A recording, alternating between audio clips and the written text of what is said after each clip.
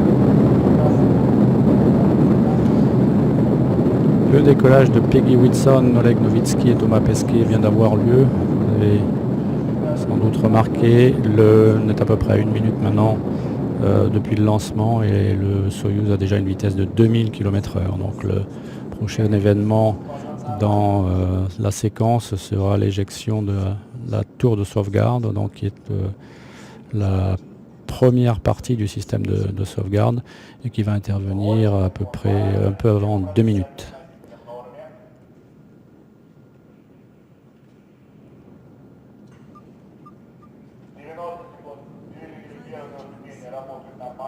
Une minute 30 et les spécialistes russes annoncent un bon comportement du lanceur. Tous les paramètres sont normaux.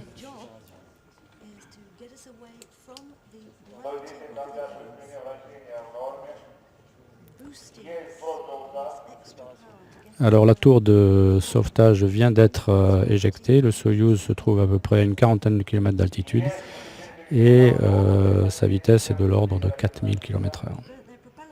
En ce moment, évidemment, les boosters viennent d'être largués, donc ça a été le pic d'accélération pour les astronautes et le cosmonaute, à 4G environ. L'accélération, évidemment, a chuté après le largage du premier étage, mais elle va progressivement reprendre sur le 2e étage que l'on voit brûler en ce moment et atteindra une valeur maximale d'à peu près 2G et demi au cours de cette phase. On attend maintenant le largage de la coiffe qui vient d'être annoncé par les techniciens russes. Et donc on est à 2 minutes 45, une altitude d'environ 78 km. Et vous voyez que le vaisseau et le lanceur sont maintenant dans une attitude pratiquement horizontale, puisque le but c'est d'accélérer le plus possible à l'horizontale vers une vitesse de 28 000 km/h qui sera la vitesse orbitale à 200 km au moment de la séparation du vaisseau Soyouz.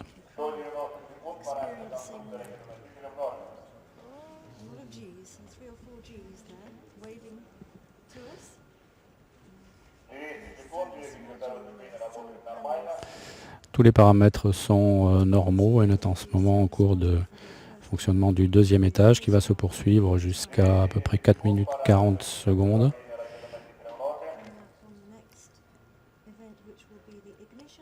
Et au moment de la séparation du 2e étage, le Soyouz sera déjà à une altitude de 156 km.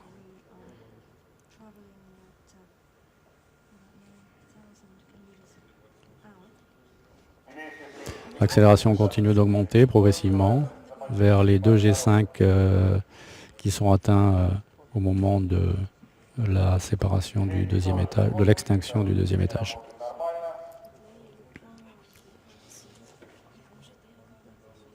Et on est à peu près une trentaine de secondes de la séparation du deuxième étage.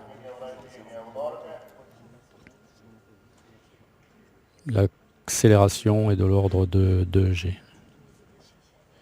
Le Soyouz est maintenant à une altitude de 143 km. Alors, en ce qui concerne l'éloignement par rapport au site de lancement, vu que l'on passe maintenant en trajectoire plus horizontale, l'éloignement augmente rapidement. On est à peu près à 430 km maintenant, 430 km du site de lancement de Baïkonour. Séparation du deuxième étage.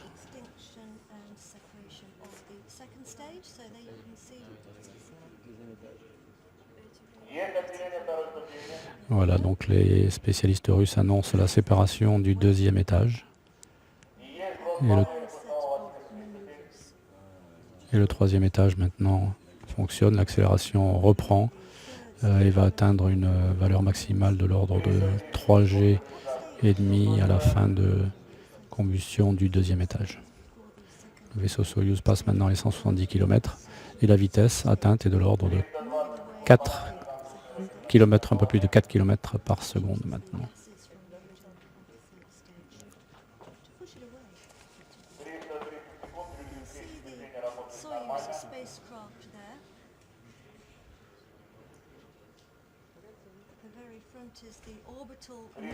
Alors l'équipage semble en bonne forme. Vous voyez que Oleg Novitsky prend des notes.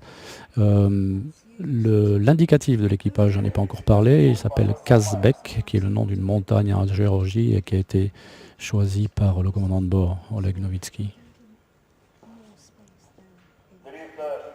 On est à peu près à 180 km d'altitude maintenant. La trajectoire est sensiblement proche de l'horizontale maintenant. Et l'accélération continue d'augmenter progressivement. La vitesse du Soyouz approche maintenant des 5 km par seconde avec une altitude de 190 km. Et le Soyouz se trouve maintenant à plus de 900 km du site de lancement de Baïkonour.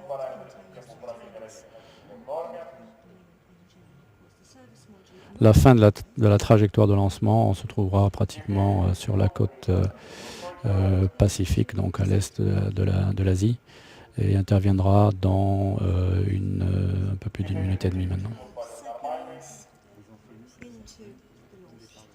Tous les paramètres sont normaux.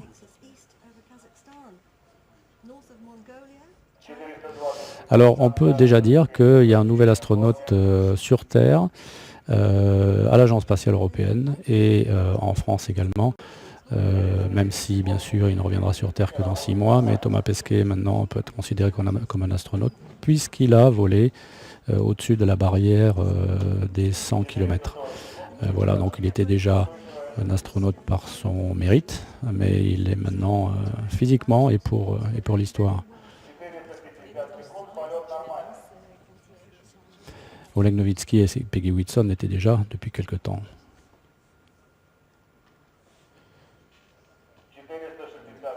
On est à 1 minute de la fin de combustion du troisième étage et donc de la mise en orbite.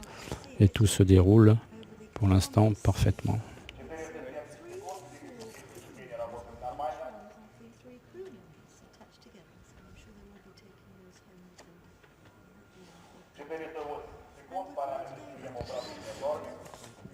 Alors après la séparation, donc, qui est maintenant prévue dans une trentaine de secondes, il y a des choses importantes qui se passent.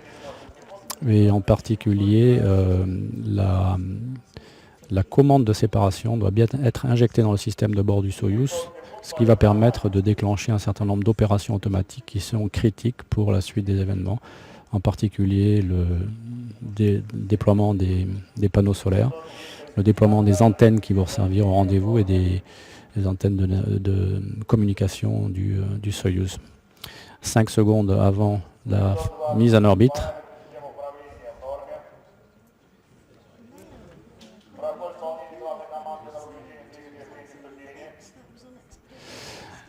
voilà, vous avez peut-être vu que l'équipage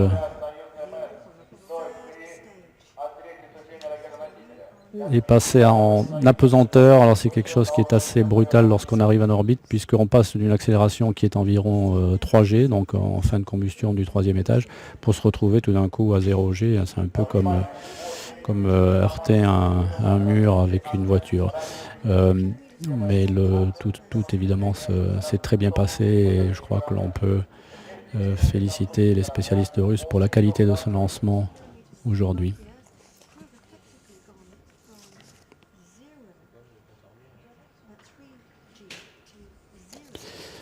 Alors l'équipage ne va pas aller se coucher tout de suite, puisqu'il y a encore 2 manœuvres qui sont prévues après donc, la mise en orbite.